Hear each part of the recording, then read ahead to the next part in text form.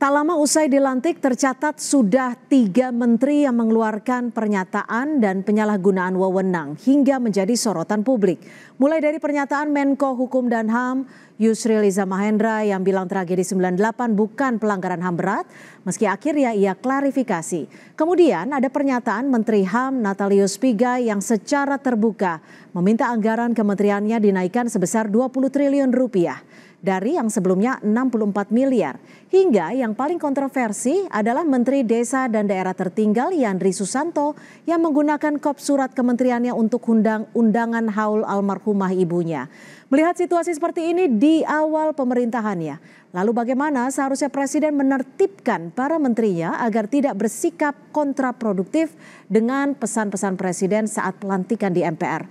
Kita diskusikan bersama Wakil Menteri Ketenagakerjaan Immanuel Ebenezer dan juga Direktur Eksekutif Carta Politika Mas Yunarto Wijaya. Selamat petang Bang Noel, Mas Toto, terima kasih sudah bergabung bersama kami di Kompas Petang. Selamat sore. Selamat sore. Bang Noel, saya coba bacakan dulu isi WhatsApp ataupun pesan yang disampaikan oleh Seskap. Izin mengingatkan untuk kebaikan bersama dalam masa awal jabatan harap berhati-hati untuk membuat isi surat atas nama kop, stempel kementerian dan tanda tangan menteri terkait acara pribadi untuk menghindari hal-hal yang berpotensi menjadi polemik di masyarakat. Ini kalau pesan seperti ini Bang Noel terima tidak? Wah, itu bagus banget. Saya suka sekali dengan pesan itu. Bahkan kita juga kemarin saya dengan Pak Menteri menyampaikan juga sebelum ini terjadi ya, kami menegaskan terkait posisi kami, bahwa posisi kami ditugaskan oleh Presiden dan saya juga sebagai Wakil Menteri ditugaskan oleh Presiden tegak lurus terhadap apa yang menjadi narasi besar dalam pidato Pak Presiden, yaitu bagaimana coba menyelesaikan problem-problem terkait ketenagakerjaan dan juga pengangguran. Dan kami juga tidak ingin menggunakan hal-hal yang terkait pribadi memakai anggaran negara, dan itu kami haramkan dan kami punya komitmen itu dengan Pak Menteri, dan Pak Menteri bagus sekali. Dan saya rasa surat edaran itu sangat-sangat bagus sekali ya untuk menghindari abuse of power ya. Kop surat, lantas dan sebagainya. Ini sebetulnya hal yang menurut saya juga tidak bagus ketika kita tapi sebelum kita berlanjut ke sana, Bang Noel, ini pesan ini tertuang di grup menteri dan wakil menteri atau diberikan hanya secara pribadi? Enggak, semua ini semua disampaikan karena itu penekanan. Tuh, menteri dan wakil menteri. Bukan di grup juga? Iya, semua. Oh, semua. Oke. Berarti semua baca ya? Menteri. Baca semua. Dan kami bangga sekali ada penekanan itu. Oke, apakah ini artinya pesan yang disampaikan oleh Seskap ini tertuang untuk mengingatkan, mengimbau apa yang terjadi ataupun dilakukan oleh Menteri Yandri, atau seperti apa secara menyeluruh? Ada poin-poin lain tidak selain satu poin itu? Oh, enggak ada terkaitan dengan Pak Menteri Yandri ya. Mungkin beliau kemarin ada kesalahan teknis yang saya nggak tahu lah ya. Tapi secara ini sebelum kejadian itu sudah ada penekanan itu. Gitu. Sudah ada penekanan itu agar tidak sampai kecolongan di pemerintahan awal, menggunakan kop surat dan sebagainya. Itu kan sebenarnya sifatnya sangat internal di kelembaganya. Agar apa? Jangan mau ketipu-tipu, nanti jangan sampai kita dikerjain dan sebagainya, untuk menghindari hal-hal yang tidak baik. Agar apa?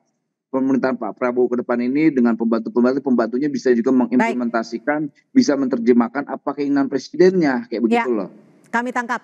Mas Toto, bagaimana Anda melihat hal ini? Ini kan sebenarnya sebelumnya para menteri, wakil menteri sudah mendapatkan pembekalan di Hambalang. Tapi terjadi beberapa poin ini dan langsung diimbau ataupun diingatkan melalui pesan WhatsApp. Menurut Anda ini bagian dari sikap ataupun karakter menteri yang menjadi sorotan, menjadi kontroversi? Pasti di awal-awal adaptasi budaya birokrasi itu muncul ya, karena memang ada beberapa hal yang menteri atau wakil menteri belum terbiasa. Harus kita akui hal-hal yang terkait dengan legalitas, formalitas itu butuh waktu. Apalagi Pak Prabowo ini kabinetnya kan banyak sekali jumlahnya, berasal dari berbagai latar belakang pihak, dan banyak juga menteri dan wakil menteri yang belum terbiasa dengan budaya birokrasi, apalagi budaya protokoler ketika berbicara istana. Dan walaupun saya kagetnya sebenarnya adalah kalau kita lihat kan blundernya katakanlah memang sorotan kepada Bang Yandri ya, tapi polemik kan muncul juga misalnya dalam statementnya Prof. Yusril, Ya. statement Bang Natalius Pigai, dan menurut saya ini PR besar dan konsekuensi ketika Pak Prabowo mencoba membangun kabinet warna-warni berasal dari berbagai latar belakang pekerjaan, otomatis adaptasinya juga akan lebih lama. Belum lagi ketika berbicara kementerian-kementerian yang harus melalui perubahan nomenklatur, menunggu perpresnya terlebih dahulu, kantornya di mana, kalau ada barang milik negara dialihkan, mutasi pegawai, tunjangan kinerja dan gapok, akan ada banyak sekali proses adaptasi yang itu adalah konsekuensi ketika jumlah kabinet lebih banyak anggotanya dan ada peleburan dan pemisahan dari nomenklatur yang juga akan membutuhkan penyesuaian. Ini yang jadi sasaran kritik. Agak sulit buat ngegas di awal, kira-kira seperti itu. Dan mungkin jangan-jangan nanti materi di Diklat Magelang akan ditambah nih terkait dengan hal-hal yang dalam beberapa hari kemarin mungkin akan jadi evaluasi bahwa menjadi blunder. Dan sekarang eranya berbeda ya bahwa setiap situasi dengan sangat mudah di-capture. Dan ketika sudah ter-capture oleh teman-teman jurnalis, tidak berhenti keluar di koran atau portal-portal resmi. Dia akan langsung beredar dalam timeline sosmed. Artinya memang bahkan Prof. Yusril sekalipun yang sudah sangat berpengalaman, mungkin baru menyadari ada perubahan psikologi dari masyarakat. Jadi menurut Anda ini adalah hal yang wajar ketika ada adaptasi di kementerian yang baru gitu ya? Masih wajar. Kalau saya berbicara mengenai statement yang loss, saya pikir wajar untuk awal-awal. Tapi ketika ini misalnya dalam 100 hari ke depan masih dalam pola yang terlalu banyak blunder, yang akan kena pengaruhnya adalah kepuasan atau trust publik kepada presiden, bukan kepada menteri tersebut. Bang Noel, kalau ini disebut adaptasi, memang seperti itu ya Bang Noel adaptasinya? Lalu pembekalan di Hambalang termasuk hal-hal sekecil ini tidak sih sebenarnya? Bang Noel hilang nih kayaknya nih. Oke, kita akan coba kembali untuk menghubungi Mas Bang Noel.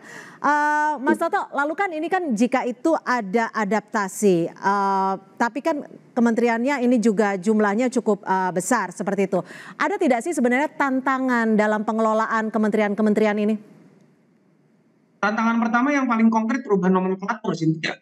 Itu nggak main-main. Ini kita bukan berbicara mengenai memperbanyak cabang dalam sebuah perusahaan swasta ya. Secara legal formal perubahan nomenklatur dulu hasil dari riset tim transisinya Pak Jokowi 2014 itu membutuhkan waktu 1 sampai 2 tahun karena banyak sekali yang harus disiapkan. Sekarang kita udah mulai ngeliat nih, Mas Ahaye sempat bingung kantornya akan di mana atau kementerian-kementerian yang lain. Jadi tantangan pertamanya adalah di situ.